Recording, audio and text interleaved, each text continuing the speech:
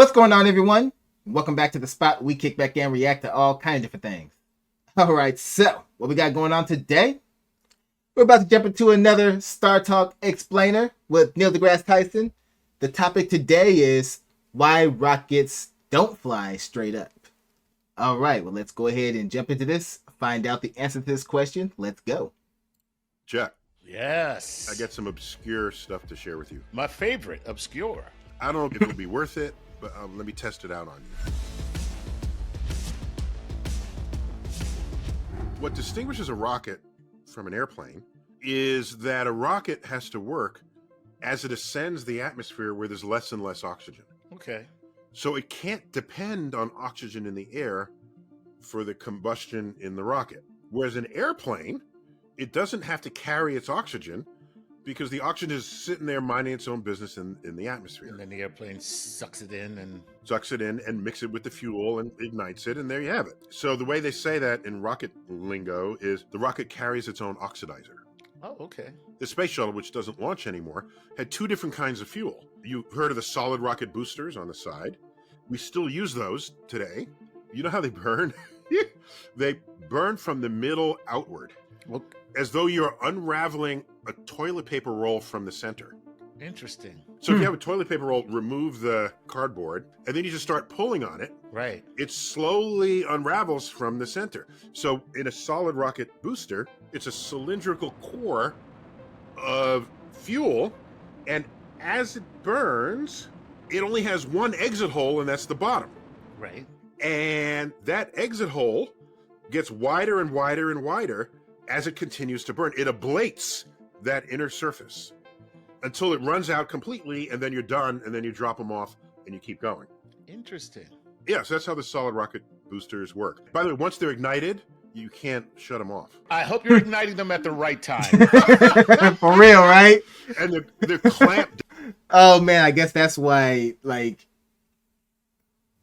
you hear about failed testing or, you know, when they're like, because you only get one shot with each one. Imagine the stress level on each actual space launch to make sure it goes over smoothly and everything. Because you only get one shot. You mess it up and that's billions down the drain. And then you got to answer to Uncle Sam after that. Oh, man. Down until they ignite. And then when they ignite, they break away because there's no stopping them. Once they're lit, the shuttle's off, okay? It's like, there it is. You can't do anything until they're done. Whereas the main engine, you can throttle that. You can go high or low. The main engine was that big orange segment, and that has two tanks in it, hydrogen and oxygen. The hydrogen tank is twice as big as the oxygen tank. I think I'm hearing a little H2 and H2, and one O. Oh. How do you concentrate the most amount of this hydrogen gas and oxygen gas? You liquefy it. Right. So you chill it so that it liquefies, and then you have a rather extensive set of valves and nozzles that recombine the hydrogen and the oxygen, and that is highly exothermic, which means it releases energy. And what is the waste product? Well, it's got to be water. Water. There it is. So that begs the question, why isn't all of our fuel done this way? I mean, the planet is dying. We actually have this technology? Some cars, they call hydrogen fuel cells. Okay, that's right. Now, hydrogen is very flammable. You know, that's a good question. That's a good question. Maybe that's what he's talking about. Hydrogen, is it too flammable for us to use? Okay, that's right. Now, hydrogen is very flammable. So I don't know if they've worked out the engineering mechanics of how to make that practical. How to put that together without blowing everybody up. Right, exactly. Okay, that's why. 'Cause I was about to say, like, wait, if that I was going to say that's a good question. If we have the technology to make engines to where, you know, our waste is actually just water and everything, I'm like, wouldn't that be better? But yeah, the downside is if you do it wrong, you explode. And it's crazy.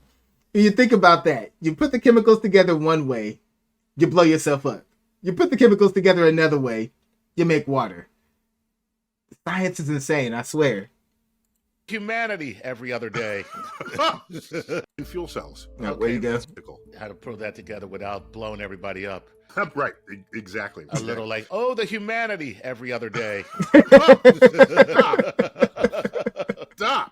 terrible. Oh, my, get out of the way, please. all the humanity and all the Did you know that when Orson Welles did the radio play of H.G. Wells's War of the Worlds, Right. he studied the vocal intonations of that announcer You're kidding me. and copied them for the announcer who saw the aliens Making everything sound that much more dramatic and tragic. and tragic That's smart. and real and scary. That's smart to if you want to try and make your broadcast sound authentic and everything. You're gonna study the speech patterns of somebody who wasn't pretending and was really freaking out. So, got to give it to them. They did their homework on that one. You ever notice when it launches, a few seconds later, it executes the what? The roll. The roll program. What I'm about to describe is true for everything that goes in orbit. Half the energy of that rocket is not there to get it up into space. Half. Half the energy is to take it downrange. Aha.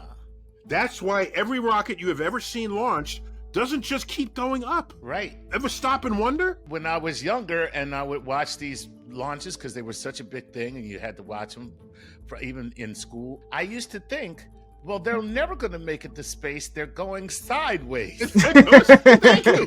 That's an observant point to make. So it goes from 0 miles per hour to 18,000 miles per hour sideways. Nice. Because once the rockets stop, Right. does it fall out of the sky now? No. No, Wait, not going that it fast. achieves orbit. So what is orbit? There's that one magic speed where you are going so fast downrange Yep. that you are falling to Earth at the same rate that Earth is curving away from you. And Isaac Newton first demonstrated that, and that is the definition of an orbit. You don't need rockets. You will stay in that configuration. So my only point is, so many people look at rocket launchers and think they're going up into space. Right. When what we call space in the 0G environment, when people go, is orbit. Right. You go into orbit around Earth, and they're not very high above Earth's surface, a couple hundred miles. That's it. That's the distance from New York to Boston, Yeah. or New York to Washington, D.C. You could drive that distance in 4 hours, Yep. obeying speed limits. It's just something that people might not have noticed. Now, if you're not going into So basically, when we go into space, usually it's just going into orbit, which relatively is not that far away. That's basically what he's saying right here.